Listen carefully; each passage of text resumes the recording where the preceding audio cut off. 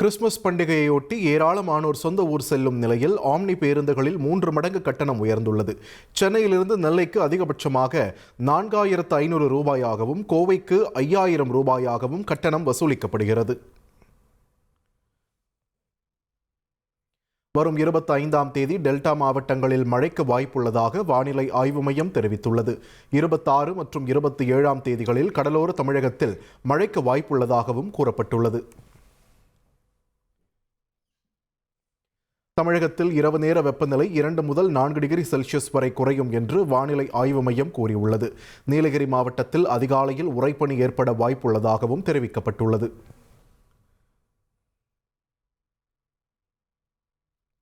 அசாம் மாநிலம் திப்ருகர் மாவட்டத்தில் 10,601 கோடி ரூபாய் மதிப்பீட்டில் அமையும் உர தொழிற்சாலைக்கு பிரதமர் நரேந்திர மோடி அடிக்கல் நாட்டியுள்ளார்.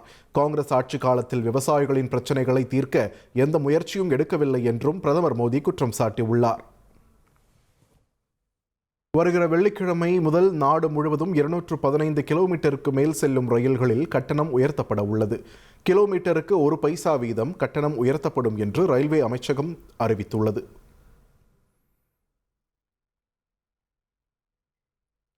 சென்னையில் 10 சாலை விதிமீறல்களுக்கு அபராதம் விதிக்கும் நடைமுறையை தீவிரப்படுத்த உத்தரவிடப்பட்டுள்ளது.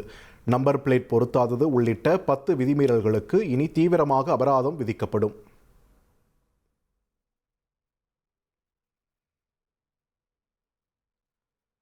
ஜனவரி 2வது வாரத்தில் புதுக்கோட்டையில் நடைபெறும் நயினார் நாகேந்திரன் சுற்றுப்பயணம் நிறைவு விழாவில் இபிஎஸ் பங்கேற்க உள்ளார். பிரதமர் மோடி இந்த நிகழ்ச்சியில் பங்கேற்க உள்ள நிலையில் இபிஎஸும் கலந்து கொள்ள உள்ளதாக முன்னாள் அமைச்சர் விஜயபாஸ்கர் கூறியுள்ளார். மாமல்லபுரத்தில் தனியார் நட்சத்திர விடுதியில் நாளை தாவேக சார்பில் நடைபெறும் சமத்துவ கிறிஸ்துமஸ் விழாவில் விஜய் பங்கேற்று நலத்திட்ட உதவிகளை வழங்க உள்ளார். QR கோடுடன் கூடிய அனுமதி சீட்டை வைத்திருப்பவர்கள் மட்டுமே நிகழ்ச்சியில் பங்கேற்க உள்ளதாக தாவேக பொதுச் செயலாளர் ஆனந்த் அறிவித்துள்ளார்.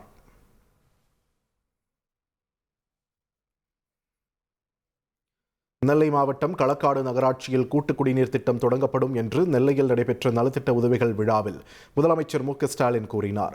மானூரில் அரசு கலை மற்றும் அறிவியல் கல்லூரி, மணிமுத்தாறு அணையில் சாகச சுற்றுலா திட்டம் உள்ளிட்ட திட்டங்களையும் முதலமைச்சர் அறிவித்தார். 100 நாள் வேலைவாய்ப்பு திட்டத்தின் பலனை மத்திய அரசு அழித்துவிட்டதாக முதலமைச்சர் மு.க.ஸ்டாலின் குற்றம் சாட்டினார். மகாத்மா காந்தியின் பெயரை நீக்கிவிட்டு புரியாத ஹிந்தி பெயரை திட்டத்திற்கு வைத்துள்ளதாகவும் தெரிவித்தார்.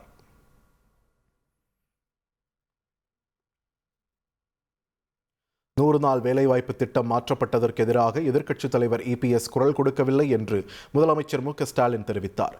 இபிஎஸ் போலி விவசாயி என்றும் கடுமையாக விமர்சித்தார்.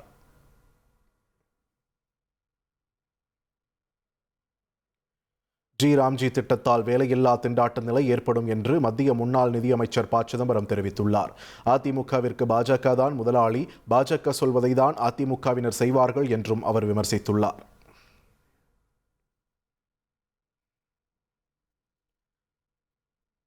சென்னை அண்ணா நகர் மதுவிலக்கு அமலாக்கப் பிரிவு காவல் ஆய்வாளர் மற்றும் உதவி ஆய்வாளர் காத்திருப்போர் பட்டியலுக்கு மாற்றப்பட்டுள்ளனர். போதைப்பொருள் விவகாரத்தில் 2 பேரை விடுவித்ததாக குற்றச்சாட்டு எழுந்த நிலையில் நடவடிக்கை எடுக்கப்பட்டுள்ளது.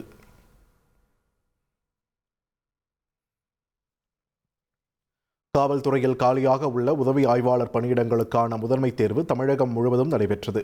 1299 காலி பணியிடங்களுக்கான தேர்வில் 1,78,000 பேர் பங்கேற்றனர்.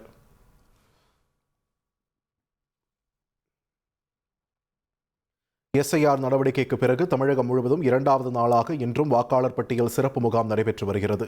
மாலை 6 மணி வரை சிறப்பு முகாம் நடைபெறும் நிலையில் விடுபட்ட வாக்காளர்கள் உரிய ஆவணங்களை அளித்து வருகின்றனர். டிசம்பர் 29ஆம் தேதி பாமகவின் புத்தாண்டு சிறப்பு பொதுக்குழு செயற்குழு கூட்டம் சேலத்தில் நடைபெற உள்ளதாக ராமதாஸ் அறிவித்துள்ளார். அன்புமணியுடனான மோதல் நீடிக்கும் நிலையில் ராமதாஸ் நடத்தும் பொதுக்குழுவில் தேர்தல் பணிகள் தொடர்பாக ஆலோசிக்கப்பட உள்ளது.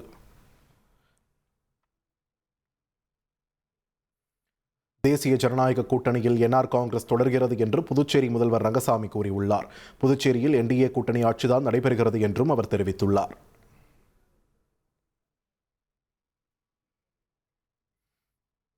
சென்னை திருவிக நகரில் உள்ள பிசியோதெரபி சென்டரில் குளிர்பானத்தில் மயக்க மருந்து கொடுத்து கல்லூரி மாணவி பாலியல் வன்கொடுமை செய்யப்பட்ட சம்பவம் அதிர்ச்சியை ஏற்படுத்தியுள்ளது. பிசியோதெரபி மருத்துவரை கைது செய்து போலீசார் விசாரணை நடத்தி வருகின்றனர். சென்னையில் கண்ட இடங்களில் திருநாய்களுக்கு உணவு வழங்கக்கூடாது என்று மாநகராட்சி ஆணையர் குமரகுருபரன் உத்தரவிட்டுள்ளார். வளர்ப்பு நாய்களை முறைப்படுத்தும் பணி தீவிரப்படுத்தப்பட்டுள்ளதாகவும் கூறியுள்ளார்.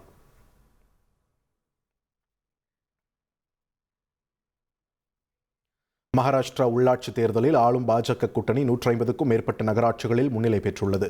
உத்தவ் தாக்கரேவின் சிவசேனா மற்றும் சரத்பவாரின் தேசியவாத காங்கிரஸ் கட்சிகள் பெரும் பின்னடைவை சந்தித்துள்ளன.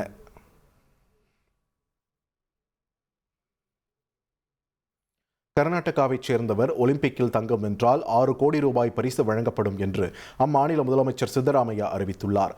வெள்ளி வென்றால் 4 கோடி ரூபாயும், வெண்கலம் வென்றால் 3 கோடி ரூபாயும் பரிசாக வழங்கப்படும் என்றும் அவர் கூறியுள்ளார்.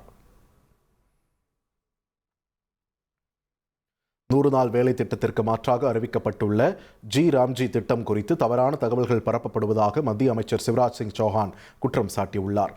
இந்த திட்டத்தில் ஊதியம் வழங்க நடப்பாண்டில் மட்டும் 1,51,000 கோடி ரூபாய் முன்மொழியப்பட்டுள்ளதாகவும் அவர் விளக்கம் அளித்துள்ளார். உத்தரப்பிரதேச மாநிலம் காசியாபாத்தில் வணிக வளாகத்தில் இளம் பெண்ணிடம் காதலை வெளிப்படுத்திய இளைஞர் அங்கேயே திருமணம் செய்தது நெகிழ்ச்சியை ஏற்படுத்தியுள்ளது. காதலை சொன்னதும் பெண்ணுக்கு குங்குமம் இட்டு தாலி கட்டும் வீடியோ சமூக வலைதளங்களில் வைரலாகி வருகிறது.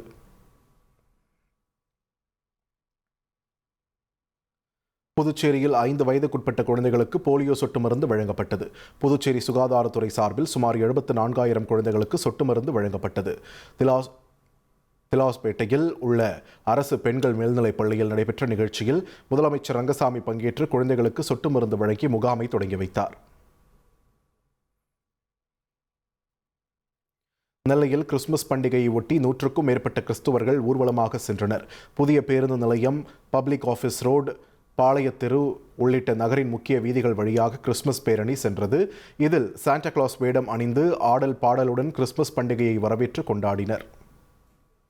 காசாவில் இஸ்ரேல் தாக்குதல்களால் கொல்லப்பட்ட பாலஸ்தீனியர்களின் எண்ணிக்கை 70,925 அதிகரித்துள்ளது. மேலும் காயமடைந்தவர்களின் எண்ணிக்கை 2,40,000 தாண்டியுள்ளது. கடந்த 48 மணி நேரத்தில் மட்டும் 13 உடல்கள் காசா மருத்துவமனைகளுக்கு கொண்டுவரப்பட்டுள்ளன. காசாவின் மக்கள் தொகையில் 75% அதிகமானோர், அதாவது கிட்டத்தட்ட 16 லட்சம் பேர் கடுமையான உணவு பாதுகாப்பின்மை மற்றும் ஊட்டச்சத்து குறைபாட்டின் அபாயங்களை எதிர்கொள்வார்கள் என்று ஐநா எச்சரித்துள்ளது குறிப்பிடத்தக்கது. நியூசிலாந்தின் ஆக்லாந்து நகரில் நடந்த சீக்கிய அணிவகுப்பிற்கு நடுவே நியூசிலாந்து தேசபக்தர்கள் குழுவைச் சேர்ந்தவர்கள் திடீரென ஹக்கா நடனமாடி இடையூறு ஏற்படுத்தினர். நியூசிலாந்தின் பழங்குடியின மக்களான மாவோரி இனத்தவரின் பாரம்பரிய சடங்கு நடனம் ஹக்கா. இந்நிலையில் சீக்கியர்களின் பேரணியை நிறுத்திய நியூசிலாந்து தேசபக்தர்கள் குழுவினர் இது இந்தியா அல்ல நியூசிலாந்து என்றும் கிறிஸ்துவ மதத்திற்கு ஆதரவாகவும் முழக்கங்களை எழுப்பி ஹக்கா நடனமாடினர். இருப்பினும் சீக்கிய பேரணி அமைதியான முறையில் நடைபெற்றது. இது தொடர்பான வீடியோ காட்சிகள் இணையத்தில் அதிகம் பரவி வருகின்றன. அமெரிக்காவின் ஒஹாயோவில் உள்ள வால்மார்ட் கடையில் திருட முயன்றதாக 2 கைது செய்யப்பட்ட நிலையில் அவர்களில் ஒருவர் போலீஸை நோக்கி துப்பாக்கியால் சுட்ட சம்பவம் அதிர்ச்சியை ஏற்படுத்தியுள்ளது. நல்வாய்ப்பாக அந்த துப்பாக்கி செயல்படாததால் பெரும் அசம்பாவிதம் தவிர்க்கப்பட்டது.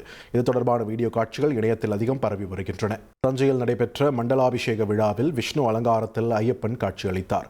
விஷ்ணு அவதாரத்தில் இருந்த ஐயப்பனுக்கு அபிஷேகம் மற்றும் தீபாராதனை நடைபெற்றது. இதில் திரளான ஐயப்ப பக்தர்கள் பஜனை பாடல்கள் பாடி வழிபட்டனர். தொடர்ந்து விழாவிற்கு வந்த பக்தர்களுக்கு அன்னதானம் வழங்கப்பட்டது. தேனி மாவட்டத்தின் முக்கிய சுற்றுலா தலமான சின்னசுருளி அருவியின் சீரமைப்பு பணிகள் ஆமை வேகத்தில் நடைபெற்று வருவதாக பொதுமக்கள் குற்றம் சாட்டுகின்றனர். கடந்த அக்டோபர் மாதம் அருவியில் ஏற்பட்ட வெள்ளப்பெருக்கால் தடுப்பு கம்பிகள் மற்றும் படிக்கட்டுகள் அடியோடு சேதமடைந்தன. தற்போது அருவியில் தண்ணீர் ஆர்ப்பரித்து கொட்டி வரும் நிலையில் சீரமைப்பு பணிகளை விரைந்து முடிக்க வேண்டும் என்று பொதுமக்கள் கோரிக்கை விடுத்துள்ளனர்.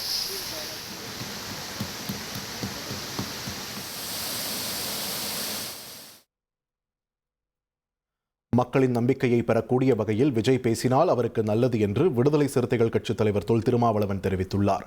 அருப்புக்கோட்டை அருகே அயன்ரெட்டிப்பட்டியில் செய்தியாளர்களை சந்தித்த அவர் விஜய் திமுக குறித்து விமர்சித்தது குறித்த கேள்விக்கு இவ்வாறு பதிலளித்தார்.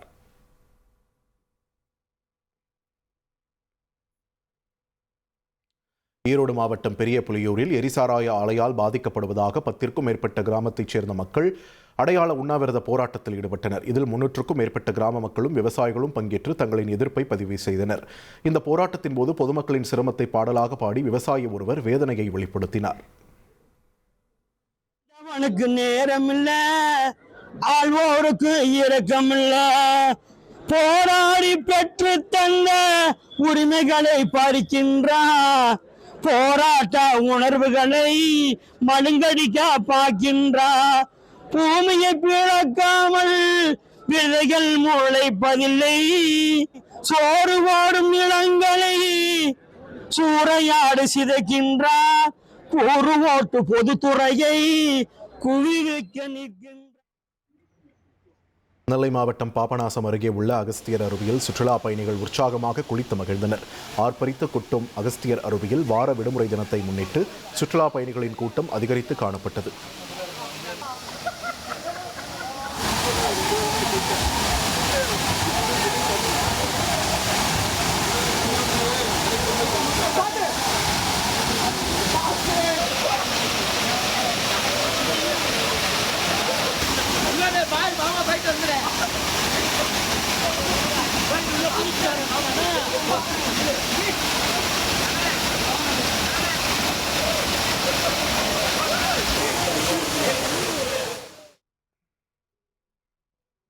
ராமநாதபுரத்தில் சார்பு ஆய்வாளர்களுக்கான தேர்வுக்கு தாமதமாக வந்தவருக்கு அனுமதி மறுக்கப்பட்டது.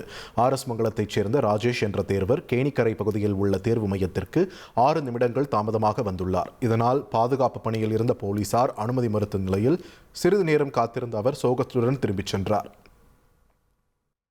கேரள மாநிலம் எர்ணாகுளத்தில் காலமான நடிகர் சீனிவாசனின் உடலுக்கு நடிகர் சூர்யா நேரில் சென்று அஞ்சலி செலுத்தினார். சீனிவாசனின் நடிப்பு, எழுத்து உள்ளிட்டவை மக்களின் மனதில் நீங்காத இடத்தை பிடித்துள்ளது என்றும் அவரது ஆத்மா சாந்தி அடைய பிரார்த்திப்பதாகவும் நடிகர் சூர்யா தெரிவித்தார்.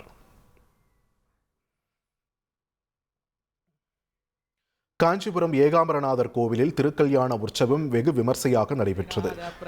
திருக்கல்யாணத்தில் திரளான பக்தர்கள் கலந்து கொண்டு சுவாமி தரிசனம் செய்தனர். வார விடுமுறை காரணமாக திருவண்ணாமலை அண்ணாமலையார் கோவிலில் ஆயிரக்கணக்கான பக்தர்கள் திரண்டுள்ளனர். 4 மணி நேரத்திற்கும் மேலாக வரிசையில் காத்திருந்து பக்தர்கள் சுவாமி தரிசனம் செய்து வருகின்றனர்.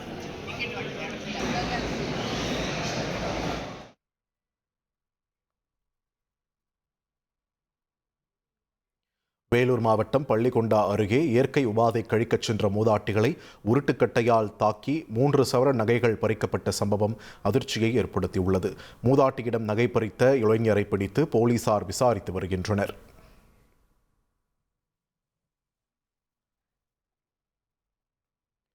சபரிமலை தங்கம் கொள்ளை சம்பவத்தில் கைதான நகைக்கடை உரிமையாளர் அதிர்ச்சி அளிக்கும் வாக்குமூலம் அளித்துள்ளார். கொள்ளையடிக்கப்பட்ட தங்கத்தை வைத்திருந்ததால் குற்ற உணர்வு ஏற்பட்டதாகவும் பரிகாரமாக சபரிமலையில் அன்னதானம் மேற்கொள்ள 20 லட்சம் ரூபாய் வழங்க திட்டமிட்டதாகவும் அவர் கூறியுள்ளார்.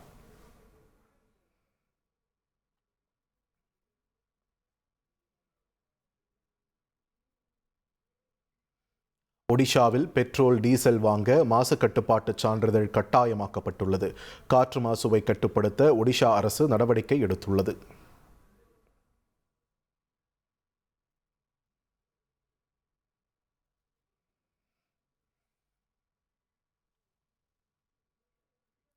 சிவகங்கை மாவட்டம் இளையான்குடி தெற்கு ஒன்றிய திமுக சார்பில் துணை முதல்வர் உதயநிதியின் பிறந்தநாள் விழாவை முன்னிட்டு பெண்களுக்கான மாநில அளவிலான கபடி போட்டி நடைபெற்றது. போட்டியில் சிறப்பு விருந்தினராக கலந்து கொண்ட மானாமதுரை திமுக எம்எல்ஏ தமிழரசி ரவிக்குமார் கபடி விளையாடி வீராங்கனைகளை உற்சாகப்படுத்தினார். சிவகங்கை மாவட்டம் காரைக்குடி தூய சகாயமாதா ஆலயத்தில் மத நல்லிணக்க கிறிஸ்துமஸ் விழா கொண்டாடப்பட்டது. இதில் திருவாசகம் பாடப்பட்டு, குரான் ஓதப்பட்டு, பைபிள் வாசிக்கப்பட்டது. தொடர்ந்து மும்மதத்தைச் சேர்ந்தவர்கள் ஒன்றாக கேக் வெட்டி பரஸ்பரம் வாழ்த்துக்களை பரிமாறினர். அனைத்து மத பிரமுகர்களும் பங்கேற்ற இந்த மத நல்லிணக்க கிறிஸ்துமஸ் விழா அனைவரது கவனத்தையும் ஈர்த்தது.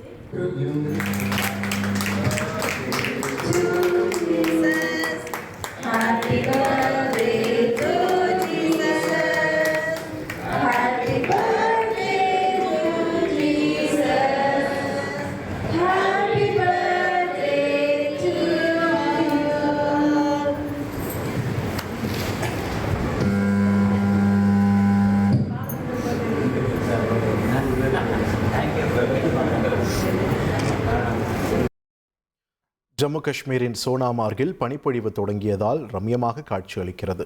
வெண்போர்வை போர்த்தியது போல மாறியதால் சுற்றுலா பயணிகள் உற்சாகமடைந்துள்ளனர்.